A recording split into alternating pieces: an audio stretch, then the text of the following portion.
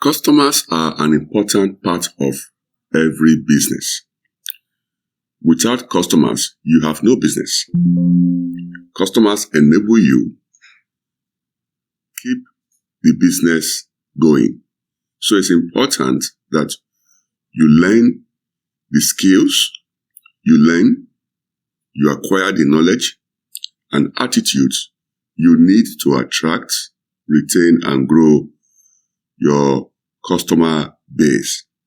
So this program is designed to enable you just do that. This program is designed to equip you with the skills, the knowledge, and attitudes you need to attract, retain, and grow your customer base.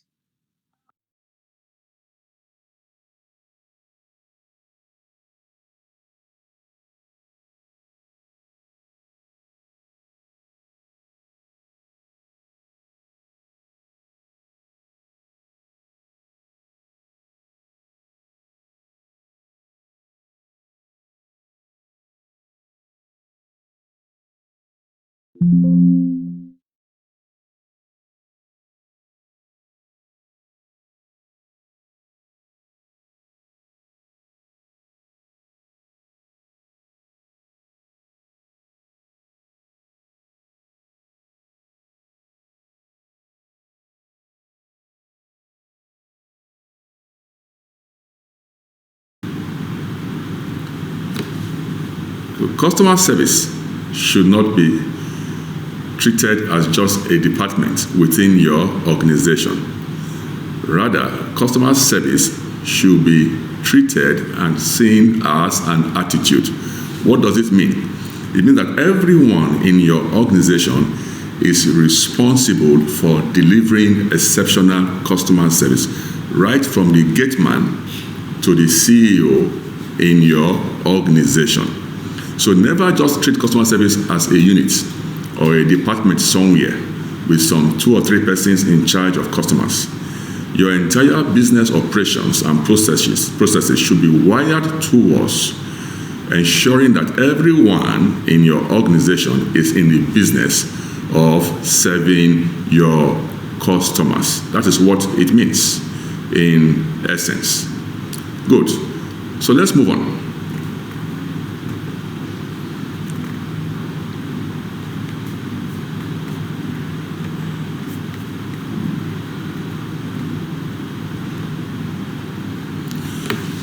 So what is the function of a business? The function of a business is to attract and maintain customers. That is what Peter Drucker said. So if you're unable to attract and maintain customers, then it means that you are not in business. So you have to learn what it takes to attract and then maintain your customers. That is very important to customer service and customer delivery. Now, it is also important to note that customer service has 2 dimensions. First, you have the material customer service, and second, you have the human or personal customer service. In this program, we'll be emphasizing more on the personal or human side to customer service delivery. Good. Now, let me start by saying again here that it is insufficient to have good products and services to render to your customers. But it is also more important that you learn to do that with joy in your heart.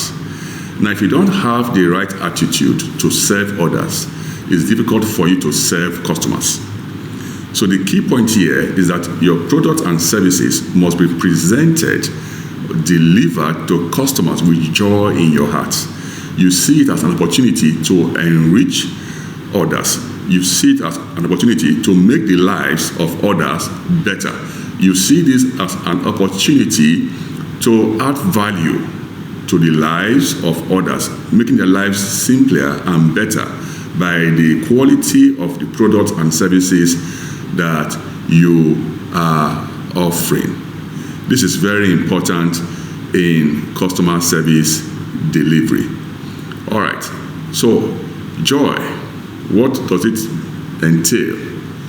You having joy delivering your services to customers.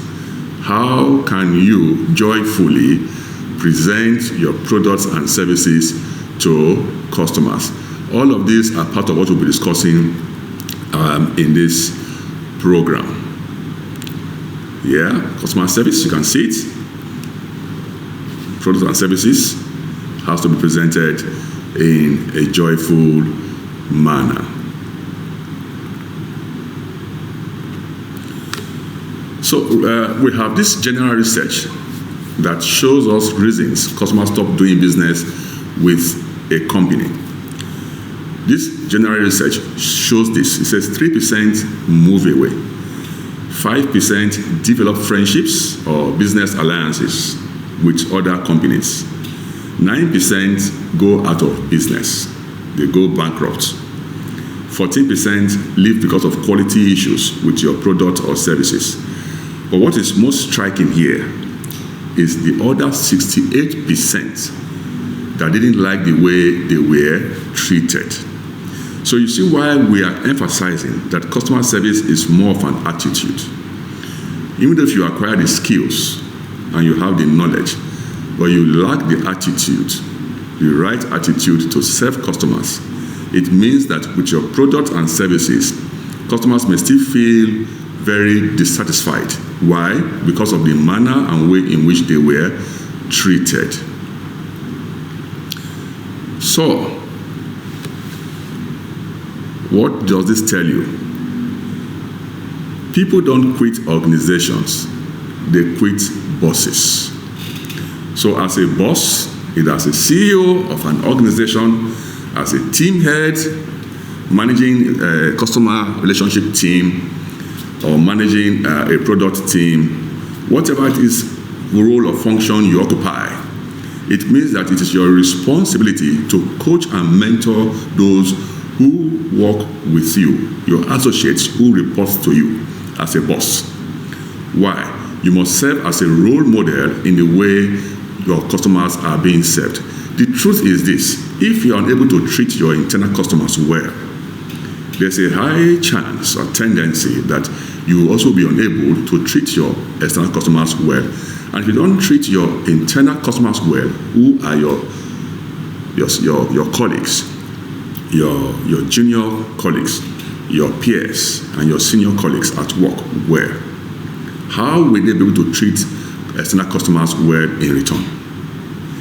So please, we are saying this, that it is important to learn to treat yourselves well internally, value yourselves well internally, appreciate each other's contributions internally in the process of delivering services to customers.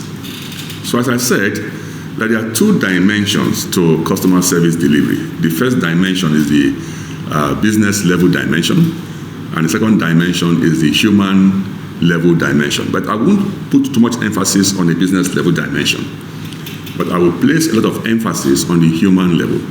Now, the business level dimension has to do with the tools, the equipment, your workspace, the ambience of your environment, the vehicles you have for marketing or serve customers, your delivery vans.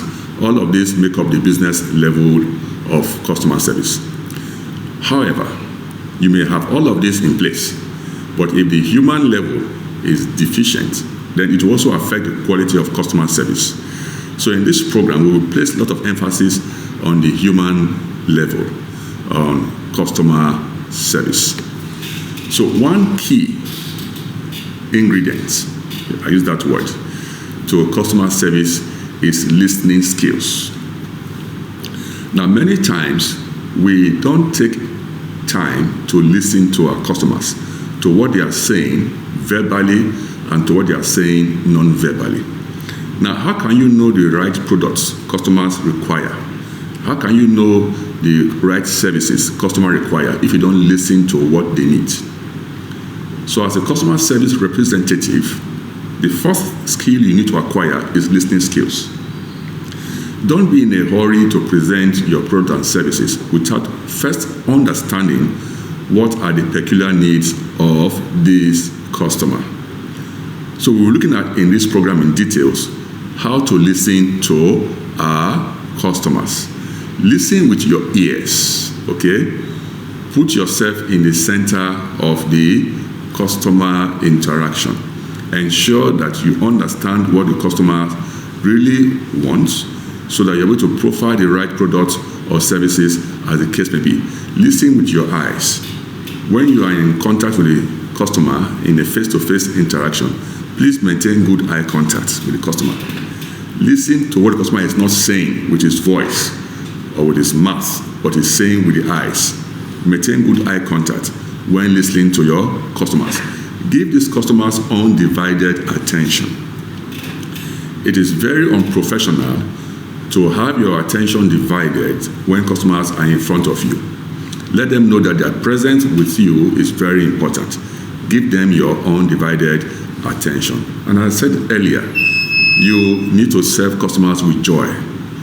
If you don't have the heart to serve, it's difficult for you to serve others. See service as an opportunity to enrich and make others better. See service as an opportunity to add value to the lives of others. See service as an opportunity to make the life of your customers smoother and better in whatever it is that they need to do in your company. So there are two measurements which I'm looking at in this program, to determine the quality of your customer service. The first measurement is your customer satisfaction. The second measurement is customer loyalty. So in the course of this program, which I'm looking at, how do we measure customer satisfaction? And then how do we guarantee customer loyalty?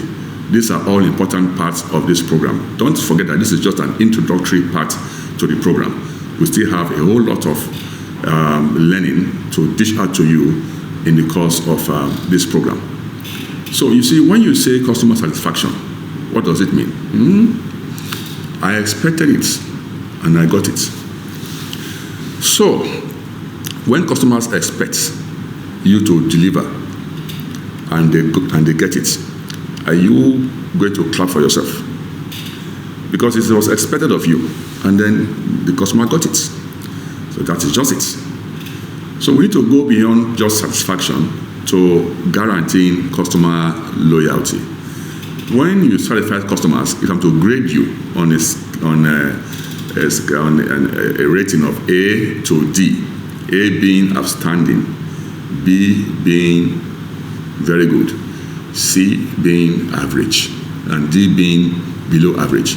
If I'm to rate you, if customers are just merely satisfied with your products and services, and I'm to rate you, I'll give you a C. Why? I expected it as a customer, and now I got it. But you go beyond that, to customer loyalty. Now, customer loyalty means I got more than I expected. So how can we serve customers to ensure that they get more than they expected? When we deliver our products and services, and there's a perceived or real value from the point of view of the customer about our products and services, it means that we are providing the atmosphere for customer loyalty. And when you do that, I'll give you not just an A, but an A plus. Means very, very outstanding customer service performance. Good. Now, who determines the value of what you are offering customers, either in terms of your products or in terms of your services? Who is going to determine what is value? Is it you that is offering the products and services? The answer is no. It is the customer who determines what is value. Now, how can a customer determine or define value from their perspective? How? The customer will look at what you are offering in terms of services and products in your own organization, and will also compare what you are offering with your competitors, that is the competition, other companies who are offering similar services or products as yours. Now, the difference, the perceived difference in value, you see, it's a perception. The perceived difference in value between what you are offering the customer to what the customer receives from your competitors is customer perceived value. So how can we ensure that we not only satisfy customers but exceed customer expectations so that they can have real perceived value of what they are getting from your product and services is part of what this program will be addressing in the course of our discussion. Another aspect of discussion is every service point is critical. So you need to understand what are the points of connection. What is creating an emotional tie between you and the customer? Do customers have an emotional tie to the value they receive from your products and services? Let's take an example of a shipping company. So creating points of connection between the customer and the shipping company, for example, let's call it company XY, shipping company XY. The perceived emotional tie between the customer and the company could be maybe on-time delivery. It could be error-free invoicing and processing of customer goods and goods. It could be personal technical services after delivery, personal services that are rendered to the customer after delivery. It could be free shipping or highly discounted shipping costs. It could be high quality in terms of handling of their shipping contents. Okay, it could also be 24 hours response time. That whatever time you call that company, someone's always there to respond to customer inquiries. These are examples of points of connections between you and your customer. So in this program, you're going to be designing your own points of connection. What is it that creates an emotional tie between you and your customers? Still talking about points of connection. Let's use these two examples, these two cars as examples. You can see the top logo there. The top left logo is the Mercedes logo, and the bottom left logo is the Ford logo. Now, if you are presented with a Mercedes and a Ford, which will you pick? You are presented for free. Say, this is a Ford, recent model of a Ford, and recent model of a Mercedes. Which will you pick? I don't have control over your choice, but for me, speaking to you, I will pick a Mercedes. Currently, I also use a Mercedes, and I love Mercedes because I've used different brands of a Mercedes. Now, what gives me an emotional connection or tie to the brand Mercedes is that logo that stays in front of the bonnet. Each time I'm driving my Mercedes and I see that logo, it gives me this air of feeling of being important. That could be as simple as that, but that creates an emotional tie. The second emotional tie with a Mercedes is the prestige that comes with it. Anywhere you go with a Mercedes, people want to give you that prestigious look or recognition somehow, either directly or indirectly. So for me, Mercedes has been able to create more of an emotional tie than a Ford. So it means that you must understand the psychology of buying of your customers. What is it that will make them emotionally connected to your products and services? What about Indomie? Another example. Each time I go to the market to buy this product and they present me other products, I always insist, I want Indomie. Give me Indomie. Why?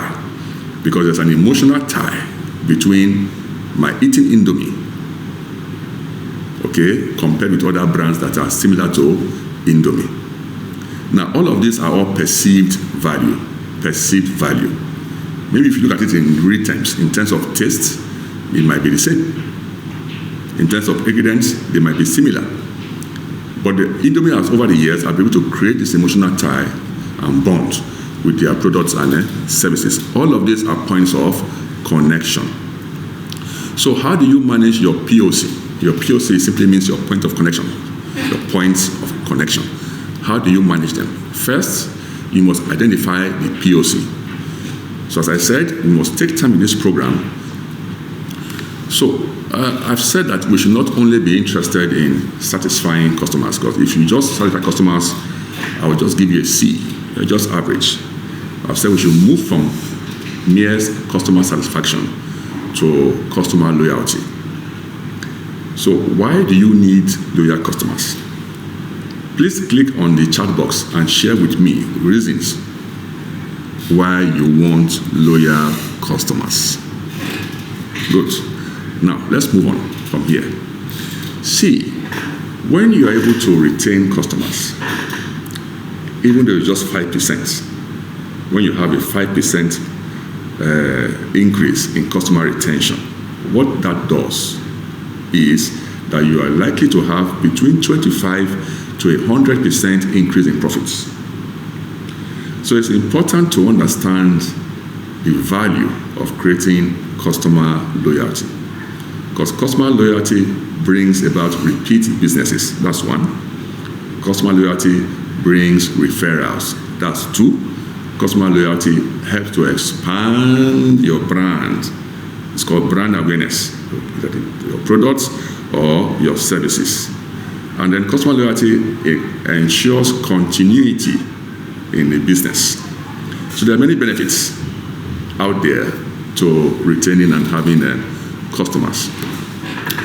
So we are recommending a new business model here, that we should move from just satisfying customers to retaining customers and having loyal customers. Why? For the following reasons. One, it will lead to revenue and market share increase. Second, there will be employee retention increase. And of course, third is that there will be profit increase, and this will also help to shrink your costs. It's not my mind. Thank you for listening. This is just the introduction to this program, which I'm going into details as the program continues.